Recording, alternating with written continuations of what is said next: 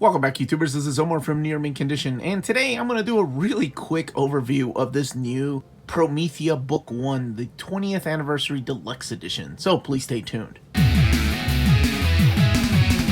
So a really quick size comparison. It is taller than your average standard size hardcover. As tall as an omnibus, obviously not as wide, because it's $50. To give you a better perspective, here it is in between all the DC Rebirth Deluxe editions, the oversized hardcovers. So yeah, it's as tall as those. Okay, let's look at this book. This Deluxe hardcover that did not get canceled, which is good. Let's look at the contents and mainly the artwork. This is what the inside of the book looks like. It's fine. It's like the absolute slipcase. That's what they look like. Now let's look at the artwork. Okay, so let's open this up. Promethea Book 1, the 20th Anniversary Deluxe Edition. By Alan Moore. That's who wrote it. And the art is J.H. Williams, which to me has always been the selling point of this series. I'm not going to spoil what the series is about, but maybe just a little bit of the synopsis. Pretty much, the story kicks off in Egypt, Alexandria, where this mob is about to destroy this man's family, and he sends his daughter off into the desert. Hopefully the gods will save her. And then we get into these alternate New York in 1999, where we meet the character of Sophie Banks, and Sophie Banks is about to interview this lady named Barbara, and they're about to talk about the character of Promethea, how she's appeared through historical periods over time. And pretty much Barbara turns out to be the current vessel of this character named Promethea. And she just told Sophie that she is to become the next vessel. So that pretty much is the synopsis. It's not giving anything away, but that's all I will say about it. Let's look at the artwork. As you can tell, maybe while I was flipping through there, this is the big thing, the big selling point about this. Other than the first and second page, each page is a splash page. Every one is a splash page. So it's a very unique way that they did it. So it's really important that the book itself lays flat and you don't have any gutter loss, right? So you have, I believe it's glued binding is what this is, but this is the important thing.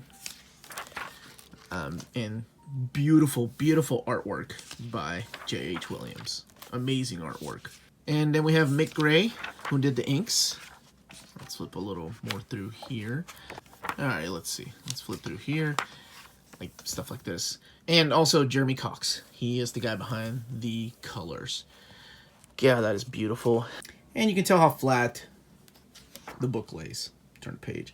It's fine. Because, as I mentioned, the glued binding. Looks like it's holding strong, which is good. Typical of a book this size with the trim. So, this is the reason why I went this route instead of the absolutes. I've been collecting collected editions since 2003. And reading comic books for over 35 years. The reason I passed up on the absolute editions was because DC for 4 years was telling us that there was going to be an omnibus of this. What was it, the Emiteria collection or something like that? It was going to be an omnibus, at first of its kind. It was going to be all 32 issues. By the way, this only collects the first 12 issues, just like the absolutes. And for 4 years, they were like, it's still coming. J.H. Williams was tweeting, guys, as soon as I'm done with Sandman Overture, I'm going to go and work on the cover to this omnibus collection. You guys are going to love it. It's going to be great. And to this day, it's still on freaking DC's website for $150. The omnibus was supposed to be a widescreen omnibus, a first of its kind. So where you could see all the pages like this, right? Instead of being 2 pages, it's just 1 page, just laid out, nothing but splash pages. It sucks, because that's why I passed up on the absolutes. And now the absolutes are freaking hard to find. Well, especially volume 1, I think, and 2. I can't remember. But yeah, volume 1 is a pain in the ass to find. It's one of my wells. And that's why I was like, okay, well, I guess this is the way I'm going to own it until I find those. Or until DC ever, if ever, gets off its ass and releases that omnibus like they promised. But yeah, the big selling point, of course, is his artwork. I mean, this is beautiful. The whole story started at ABC Comics. I don't know if you guys remember those, or ABC actually, America's Best Comics. It's like a part of Wildstorm when Jim Lee asked Alan Moore. Oh, this issue is actually interesting. It's read like this. Jim Lee asked Alan Moore to come and do some comics for Wildstorm, and he was going to give him his own imprint and call it America's Best Comics.